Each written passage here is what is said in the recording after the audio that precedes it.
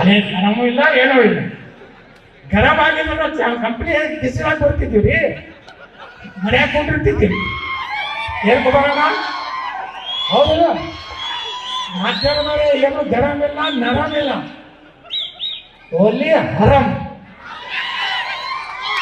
ನಾವು ಬಂದಿದ್ದು ವಕಫ್ ಸಲುವಾಗಿ, ಭಿನ್ನಮತೀಯ ಚಟುವಟಿಕೆಗಲ್ಲ. ನಾವೆಲ್ಲ ನಿಷ್ಠಾವಂತ ಬಿಜೆಪಿಯ ಕಾರ್ಯಕರ್ತರು. ಕರ್ನಾಟಕದಲ್ಲಿ ಮುಂದಿನ ಸಲ 130 ಸೀಟ್ ತರಬೇಕಂತ ಓಡಾಡ್ತಿರುವಂತ ನಿಷ್ಠಾವಂತರ ಗುಂಪು ಇದು. ಎಂತ ಗುಂಪಲ್ಲ, ಇದು ನಿಷ್ಠಾವಂತ ಬಿಜೆಪಿ ಗುಂಪು. ಇದು ನಿಷ್ಠಾವಂತ ಹಿಂದೂಗಳ ರಕ್ಷಣೆ ಮಾಡುವಂತ ಗುಂಪು. ನಾನು ಮುಖ್ಯಮಂತ್ರಿ ಆಗಿರೋದು ಲುಟಿ ಮಾಡಿ ನಿಮ್ಮನ್ನೆಲ್ಲ ತಿಳಿಬೋಳಿಸಿ ಇಲ್ಲ. ನಾನು ರಮೇಶ್ ಜಾರಕಿಹೊಳಿ ಮನೆ ಇಬ್ಬರೇ ಕೂತಿದ್ದೀವಿ, ನಾವು ಮಾತಾಡಿದ್ದೀವಿ ಸಿದ್ದೇಶನ್ ಎಲ್ಲ.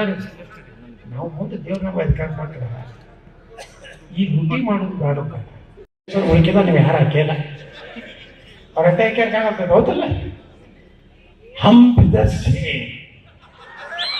हमने कहा विधानसभा हम विदेश से जाएंगे इंशाअल्लाह। अल्लाह अल्लाह अल्लाह।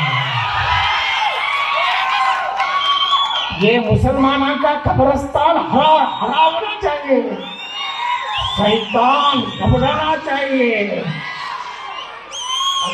जमीर अहमद कानून बिगड़ चालू माडದ ಡಿಸಿ ಎಸಿಗೆ